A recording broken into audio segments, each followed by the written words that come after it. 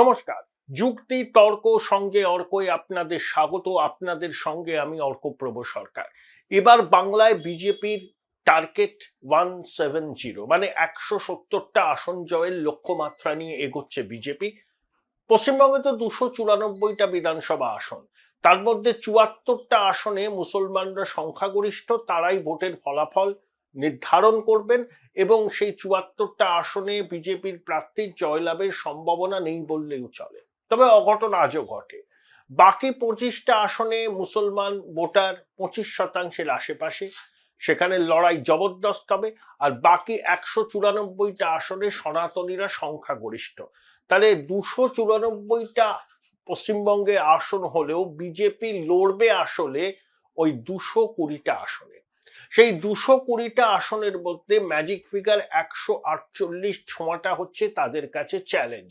সেই লক্ষ্যকে সামনে রেখে বিজেপি এবার তাদের টার্গেট সেট করেছে 170। লোকসভা নির্বাচনকে মাপকাঠি ধরলে বিজেপি প্রায় 95টা আসনের থেকে একটু বেশি আসনে এগিয়ে আছে। 121টা পুরসভার মধ্যে 71টা পুরসভায় বিজেপি বিপুলভাবে এগিয়ে আছে। লোকসভায় তাদের আসন সংখ্যা 2019-এর থেকে 6টা কমলেও বিধানসভায় তারা 77টা আসন পেয়েছিল, কিন্তু লোকসভাকে মানদণ্ড ধরলে তারা 95টার বেশি আসনে এগিয়ে আছে। তাহলে বিজেপির স্ট্র্যাটেজি হচ্ছে যে আসনগুলোতে তারা আগের বার জিতেছিলেন সেগুলোকে জেতা আসন ধরে সেখানে ঝাঁপাতে হবে। যে আসনগুলোকে তারা খুব অল্প ব্যবধানে হেরেছিলেন সেই আসনে জিততে হবে। তাহলেই ক্ষমতায় আসার জন্য যে ক্রিটিক্যাল মাসের দরকার, সেই ক্রিটিক্যাল মাস বিজেপি পাবে বলে বিজেপির নেতারা আশাবাদী। তাদের এই আত্মবিশ্বাসের কারণ কি? এক, এসআইআর এ শাসকের ভোট ব্যাংক ক্ষতিগ্রস্ত হবে। মতুয়া সম্প্রদায়ের মানুষদের ভোটাধিকার থাকবে বলে বিজেপির দাবি। এসআইআর এ তারা ক্ষতিগ্রস্ত হবেন না। এসআইআর এ ক্ষতিগ্রস্ত হবে শাসকের ভোট ব্যাংক। কারণ দেখুন, মৃত ভোটার একাধিক জায়গায় নাম আছে এমন ভোটাররা সবসময় শাসকের পক্ষে তাদের ভোটটা ইভিএমে হয়। সেইটা যদি বাদ যায়, এটা শাসকের ভোট ব্যাংকে আঘাত। তারপর অনুপ্রবেশকারীদের নাম তো প্রচুর আছে। যখন দেখবেন খসড়া তালিকা প্রকাশ হবে তখন দুধ কা দুধ পানি কা পানি হয়ে যাবে। প্রাক্তন আমলা, তৃণমূলের প্রাক্তন রাজ্যসভার সাংসদ, 98-99 দুটো লোকসভা নির্বাচনে যিনি নির্বাচন কমিশনের সিইও ছিলেন রাজ্যে, সেই জহরবাবু বলেছেন যে 70 লক্ষ থেকে 1 কোটি নাম বাদ যাবে। শুভেন্দু অধিকারী বলছেন 1 কোটির বেশি নাম বাদ যাবে। আমরা যখন খসড়া তালিকা প্রকাশ হবে তখনই আমরা দেখতে পাবো, আমাদের চক্ষু কর্ণের বিবাদ ভঞ্জন হবে। তাহলে এসআইআর এ শাসকের ভোট ব্যাংক ক্ষতিগ্রস্ত হবে। তৃণমূল এবং বিজেপির মধ্যে প্রাপ্ত ভোটের যে ফারাক আছে সেই ফারাক অনেকটা কমে আসবে এবং বিজেপির দাবি, আশাবাদী তারা, সেই গ্যাপটা তারা মেকআপ করতে পারবেন। 2, দেখুন, সরকার গড়া সরকার ফেলা এটা করে সাইলেন্ট মেজরিটি। তাদের সিংহভাগের মধ্যে এখন পরিবর্তনের আকাঙ্ক্ষা। বিজেপি নেতৃত্বের দাবি এই পরিবর্তনকামী মানুষের সিংহভাগ ভোট তাদের কাছে আসবে। 3, বাম কংগ্রেস তারা লড়লেও সিপিএম কে তৃণমূলের দোসর বলেই মানছেন পশ্চিমবঙ্গের মানুষ। তার কারণ সিপিএম ক্ষমতায় আসতে পারবে না, কিন্তু তৃণমূল বিরোধী ভোটটাকে কেটে দিয়ে তারা অনেক জায়গায় তৃণমূলের জয়যাত্রা সুগম করবেন। সেই জন্য সিপিএমুল তাদেরকে নাম হয়েছে। এখন বামপন্থী ভোটাররা, বিশেষ করে হিন্দু ভোটাররা, বামপন্থী যারা এখনো আছেন বা কংগ্রেসী, তারা এই ভুলটা এবার করবেন না। তারা যদি তৃণমূল কংগ্রেসকে হটাতে চান ক্ষমতা থেকে, তারা তাদের ভোটটা নষ্ট করবেন না। তারা বিজেপি প্রার্থীকেই ভোট দেবেন। অতীতেও আমরা দেখেছি যে বিজেপি এই যে 40% ভোট পায়, মঙ্গল গ্রহ থেকে তো পায় না। বামেদের ভোটের একটা বড় অংশ ট্রান্সফার হয়ে গেছে বিজেপির দিকে, আর একটা অংশ গেছে তৃণমূলে। সেই বামপন্থীদের ভোট তৃণমূলে গেছে যারা বিজেপির প্রতি, যাদের প্যাথোলজিক্যাল বিদ্বেষ আছে। তারা দেশে বিজেপির এই আগ্রাসন বিপদ হিসাবে দেখছেন। বামপন্থীরা বিজেপির জয়ের রথকে থামাতে ব্যর্থ হবেন সেটা জেনেই তারা মমতা বন্দ্যোপাধ্যায়কে ভোটটা দিচ্ছেন। এই যে no vote to BJP campaign যারা করেছিলেন তারা কিন্তু বিভিন্ন কিসিমের বামপন্থী, তারা বাধ্য হয়ে তৃণমূলকে ভোট দিয়েছিলেন। আবার বামপন্থীদের একটা সংখ্যাগরিষ্ঠ অংশ যাদের তৃণমূলের প্রতি প্যাথোলজিক্যাল বিদ্বেষ আছে, তারা বুঝে গেছে যে বাম কংগ্রেসের দ্বারা তৃণমূলকে হটানো সম্ভব নয়, তারা কিন্তু বিজেপিকে ভোট দেবে এবং বাম কংগ্রেসের অবশিষ্ট হিন্দু ভোটের প্রায় পুরোটাই এবার পদ্ম ফুলে পড়বে। 4, তৃণমূলের যেমন আইপ্যাক আছে, বিজেপিরও তেমনি অনেকগুলো সংগঠন আছে, বেসরকারি পরামর্শদাতা সংস্থা, যারা বছরভর কাজ করে। তারা একটা রিপোর্ট দিয়েছে, সেই রিপোর্টে বিজেপির পক্ষে যথেষ্ট আশাব্যঞ্জক। কয়েক মাস আগেও বিজেপি 110 থেকে 15টা আসন পেতে পারে বলে এই পরামর্শদাতা সংস্থাগুলো জানিয়েছিল। সর্বশেষ সমীক্ষায় বলছে যে ক্ষমতার একেবারে দোরগোড়ায় বিজেপি দাঁড়িয়ে আছে। আইপ্যাক কি বলেছে তৃণমূলকে দেওয়া শেষ রিপোর্টে? সর্বোচ্চ 154টা আসন পেতে পারে। তাহলে বিজেপির হয়ে যারা এই কাজগুলো করেন তারাও কিন্তু বলছেন দেখুন ক্ষমতার দোরগোড়ায় দাঁড়িয়ে আছে বিজেপি। তাহলে আইপ্যাকের 154 সর্বোচ্চ প্রেডিকশন আর বিজেপির পক্ষে কাজ করা পরামর্শদাতা সংস্থার রিপোর্ট যে ক্ষমতার দোরগোড়ায় দাঁড়িয়ে আছে বিজেপি, অনেকটাই মিলে যাচ্ছে। এটাই বিজেপি নেতৃত্বের কাছে খুব আশাব্যঞ্জক। 5, অতীতের ভুল তারা করবেন না। মমতা বন্দ্যোপাধ্যায়কে ব্যক্তিগত আক্রমণও করা হবে না। নরেন্দ্র মোদী 2021 সালে যা যা সভা করেছেন শুরুই করতেন দিদি ও দিদি বলে, সেটা কিন্তু বুমেরাং হয়েছে। এবার প্রধানমন্ত্রী ইতিমধ্যেই আলিপুরদুয়ার, দুর্গাপুর, দমদমে সভা করেছেন।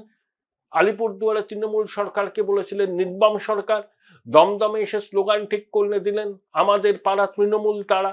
একবারের জন্য মুখ্যমন্ত্রীর নাম করেননি, তৃণমূল সরকারকে সব দিক থেকে তিনি আক্রমণ করেছেন। কেন্দ্রীয় প্রকল্পের সুবিধা রাজ্যবাসী পাচ্ছেন না সেটা বলেছেন। এবং বিহারে জেতার পর দিল্লিতে দলের সদর দপ্তরে প্রধানমন্ত্রী বলেছেন যে এবারের লক্ষ্য বাংলা, গঙ্গা পাটুলিপুত্র থেকে পশ্চিমবঙ্গের দিকেই বয়ে যায়। পশ্চিমবঙ্গের মানুষের আশীর্বাদ নিয়ে বিজেপি নাকি বাংলাকে জঙ্গল রাজের অভিশাপ থেকে মুক্ত করবে। তাহলে বিজেপির সর্বোচ্চ নেতৃত্ব এবার পশ্চিমবঙ্গের ব্যাপারে ভীষণ ভীষণ সিরিয়াস। এবং একই সঙ্গে আরএসএস এর বিভিন্ন নেতার সাক্ষাৎকার আমি দেখছিলাম, তারা এবার বলছেন যে এটা বাঙালি হিন্দুর শেষ নির্বাচন, শেষ সুযোগ। এবারে যদি সরকার পরিবর্তন না হয় তাহলে বাঙালি হিন্দুর ভবিষ্যৎ নিয়ে সংশয় দেখা দেবে। যেভাবে জনবিন্যাসের পরিবর্তন হচ্ছে, আগামী দিনে বাঙালি হিন্দুরা নিজ ভূমি পরবাসী হতে পারেন।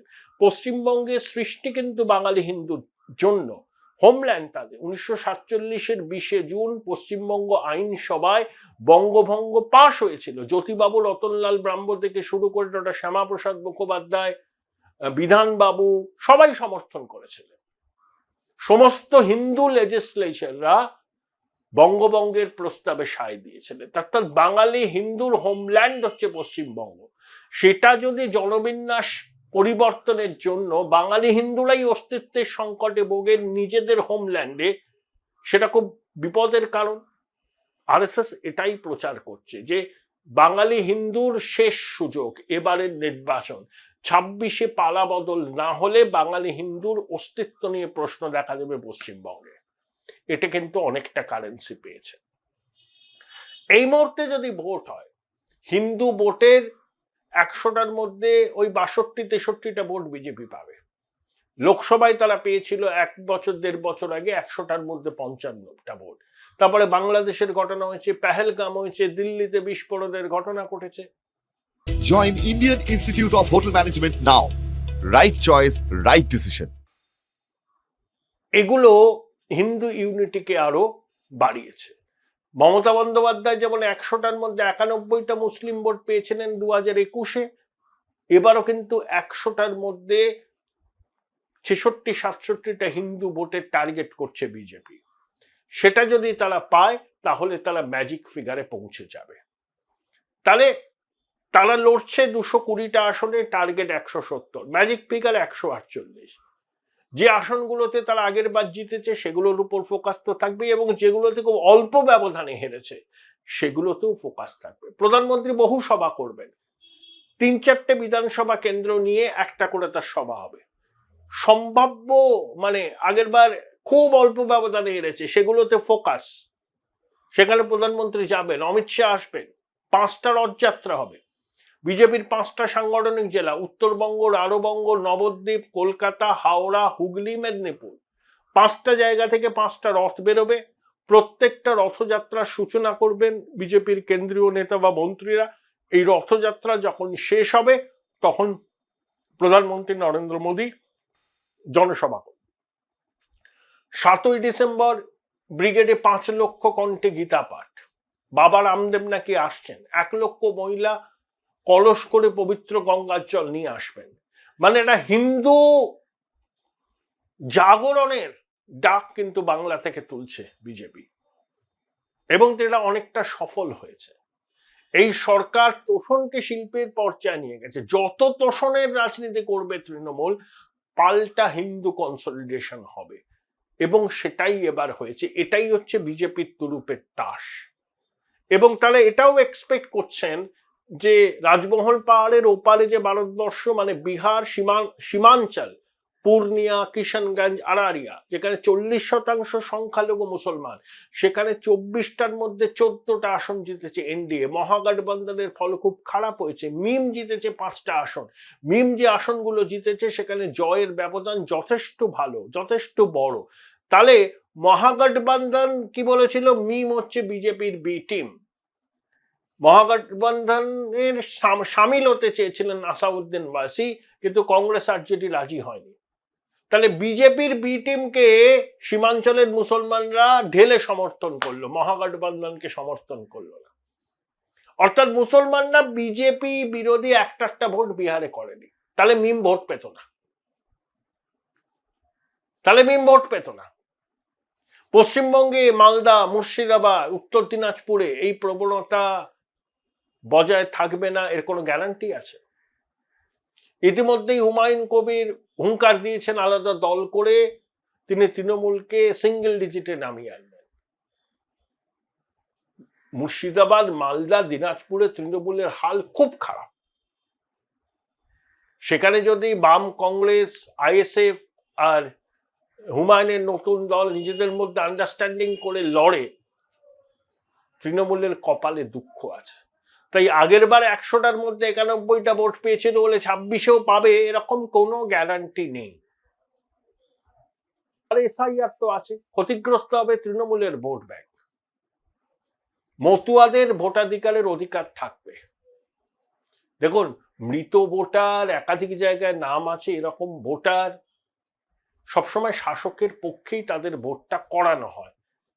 প্রতিটা বুথে আপনি দেখবেন রাজ্যের 10, 15টা, 20টা করে এরকম ভোটার আছে, সেই ভোটের সিংহভাগ শাসকের দিকে যায়।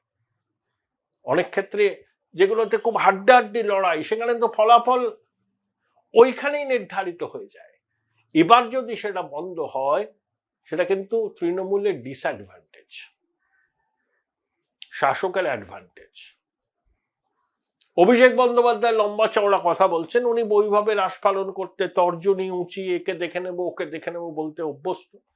তিনি বলছেন তৃণমূলের 10 জন সাংসদ নির্বাচন কমিশনের সঙ্গে দেখা করবে, তাকে বুঝিয়ে দেওয়া হবে এটা বিহার নয়, এটা বাংলা। ঠিক তো, বিহারে 2 দফায় ভোট হলো, একটা রক্তপাত হলো না, একটা বুথে পুনর্গণনার দাবিও কেউ তুলল না। উৎসবের মেজাজে মানুষ ভোট দিলেন। আর পশ্চিমবঙ্গে ভোট হলে আমরা আতঙ্কে থাকি, মায়ের কোল আবার না খালি হয়।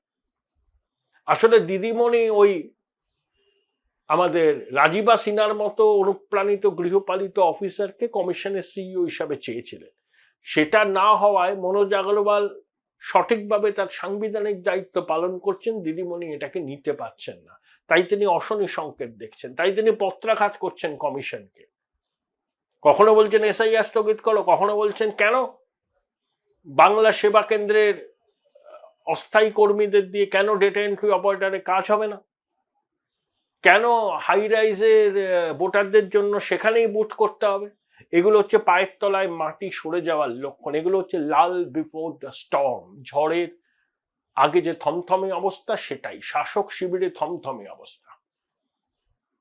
ছোটবাবু যতই তর্জনী তুলে বুঝে নেব, দেখে নেব, প্রতিটা বুথে একটা করে ভোট বাড়াবো, এইসব বলছেন, তো আসলে উনিও জানেন পরিস্থিতি এবার ভালো নয়। দলনেত্রী তো ইঙ্গিতে দিয়ে ফেলছেন যে খেলা বোধহয় হাতের বাইরে বেরিয়ে যাচ্ছে। এসআইআর এর মতোই ম্যামথ এক্সারসাইজ নির্বাচনের আগে হবে, এটা তৃণমূলের কল্পনায় ছিল না।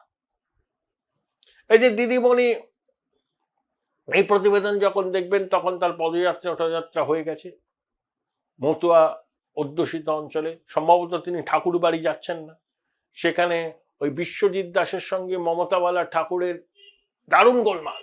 দিদিমণি গেলে পরে সেই গোষ্ঠীদ্বন্দ্ব বেআব্রু হয়ে যাবে। ওখানে গিয়ে মতুয়া ভাই বোনদের পাশে আছি, আছি, কারুর ভোটাধিকার যাবে না, হ্যাঁ আপনারা সিএ তে আবেদন করবেন না, এসআইআর মানেই এনআরসি, এসব বলে বিভ্রান্ত করার চেষ্টা করবেন। 21 সালে সিএ নিয়ে অনেক কথা বলেছিলেন, তখন বিধি প্রণয়ন, এখন বিধি প্রণয়ন হয়ে গেছে, অনেকে আবেদন করে নাগরিকত্ব পেয়েছেন। তাই মতুয়া ভাই বোনেরা দিদিমণির এইসব কথায় আদৌ বলবেন কি, প্রশ্ন আছে। এই আবহে বিজেপির টার্গেট 170। আমি কি বললাম, বিজেপির পক্ষে যেসব সমীক্ষক সংস্থা কাজ করে তারা বলছে যে এই মুহূর্তে ভোট হলে ক্ষমতার কাছাকাছি থাকবে বিজেপি। আইপ্যাক কি বলছে, তৃণমূল পেতে পারে সর্বোচ্চ 154। অনেকটা মিলে যাচ্ছে না? প্রতিবেদন শেষ করব, তার আগে বলি 2021-এর 12ই জুলাই রথযাত্রার দিন থেকে আমাদের পথ চলা শুরু। যাত্রাপথের আনন্দগান তখনই সফল হয় যখন আপনাদের সক্রিয় সহযোগিতা থাকে। আপনারা সহযোগিতা করেছেন, আমাদের পথ চলা চলছে। সামনে নির্বাচন আসছে, আপনাদের মোবাইলে যখন দেখবেন সাবস্ক্রাইবার বাটনের পাশে একটা থ্যাঙ্কস বাটন আছে, সেটাকে ক্লিক করলে পরে আপনারা আমার এই ছোট্ট ভেঞ্চারের সঙ্গে নিজেদের যুক্ত করতে পারবেন। আপনাদের সহায়তা আমাদের সত্যি সাহায্য করবে।